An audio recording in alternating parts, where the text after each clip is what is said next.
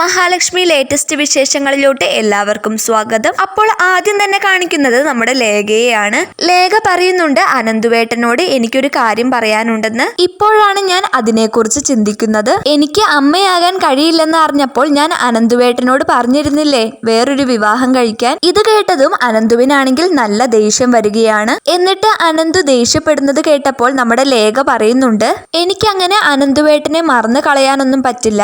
അങ്ങനെ എന്നെ മറന്നിട്ട് അനന്തുവേട്ടൻ മറ്റൊരു ബന്ധത്തിലോട്ട് പോവുകയാണെങ്കിൽ എന്നെ കൊന്നിട്ടേ പോകാൻ പറ്റുകയുള്ളൂ. പക്ഷേ അതൊന്നുമല്ല ഞാൻ പറയാൻ വന്നത് എന്ന് പറയുകയാണ് നമ്മുടെ ലേഖ.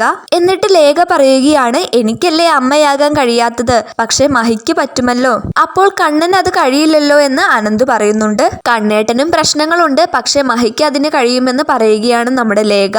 ഇന്ന് അമ്മയാകാൻ ഒരു പെൺകുട്ടിക്ക് ആഗ്രഹമുണ്ടെങ്കിൽ അത് ആരെയും വിഷമിപ്പിക്കാതെ തന്നെ അത് നടക്കും. ഈ കാര്യങ്ങളൊക്കെ അനന്തുവിനോട് പറയുമ്പോൾ അനന്തു പറയുകയാണ് കണ്ണൻ നമ്മളെക്കാൾ കൂടുതൽ അഡ്വാൻസ് ആയി ചിന്തിക്കുന്ന ആളല്ലേ, അവന് നമ്മൾ ഈ കാര്യങ്ങളൊക്കെ പറഞ്ഞു കൊടുത്തിട്ട് വേണോ എന്ന് അനന്ത് പറയുന്നു. എനിക്കൊരു കുഞ്ഞിനെ ലാളിക്കണമെന്നുണ്ട്, നമ്മൾ രണ്ടുപേരും ഒരു കുഞ്ഞിനെ ദത്തെടുക്കണമെന്നുള്ള കാര്യത്തിൽ എതിരല്ലായിരുന്നു. ഇപ്പോൾ അതിനുള്ള ഒരു അവസരമാണ് വന്നിരിക്കുന്നത് എന്ന് പറയുകയാണ് നമ്മുടെ ലേഖ.